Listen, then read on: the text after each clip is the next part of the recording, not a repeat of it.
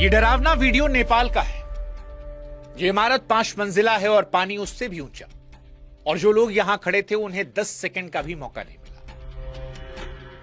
ये तस्वीर नेपाल तिब्बत बॉर्डर की है, तिब्बत के इमिग्रेशन सेंटर की, जहां 1 सेकंड पहले सब कुछ ठीक था और अगले सेकंड सब कुछ खत्म हो जाता है।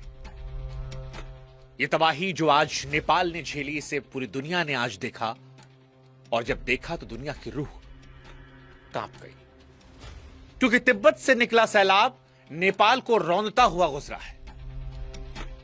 हिंदुस्तान इसको लेकर इसलिए व्यथित है क्योंकि नेपाल के साथ साथ इसमें हमारे भी 105 लोग लापता हैं। वो लोग जो भोलेनाथ के दर्शन करने कैलाश जा रहे थे, अब उनके घरों का फोन नहीं लग रहा। 30 से ज्यादा जवान थाने समेत बह गए हैं। जो बचाने वाले थे वो खुद लापता है। 60 मजदूर सुरंग के अंदर थे और सुरंग के मुंह पर पूरी की पूरी नदी आ गई। बांध टूटा, हेलीकॉप्टर बचाने पहुंचा था, लेकिन खाली लौटना पड़ा क्योंकि उतारने के लिए जमीन ही नहीं बची थी।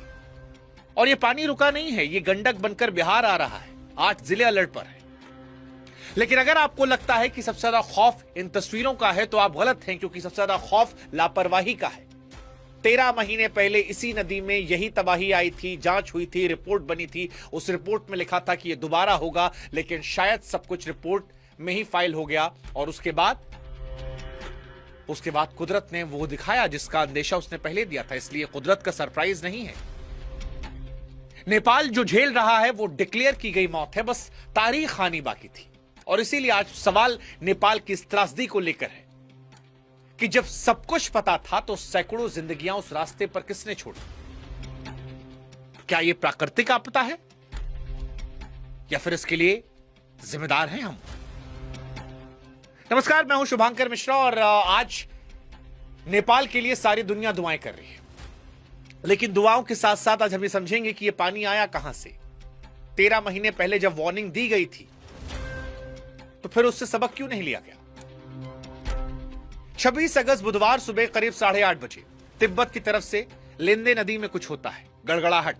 चश्मदीद बताते हैं कि ऐसी आवाज आई जैसे ज्वालामुखी फटा, और ये नदी नीचे आकर कहलाती है भोटे कोशी। वहां से चली तो सीधे उस दरवाजे पर पहुंची जहां से नेपाल चीन का सारा व्यापार गुजरता है। फिर वहीं पर बॉर्डर पर वो दरवाजा जहां से भोलेनाथ के यात्री तिब्बत में घुसते हैं, कैलाश जाते हैं।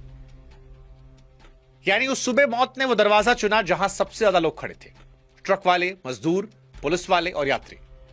इसके बाद 9 बजे रसू वागड़ी पहुंचता है ये सैलाब, और यहीं पर वो सीसीटीवी वाला सीन आता है। कस्टम, ट्रक, इमिग्रेशन सब बह जाता है।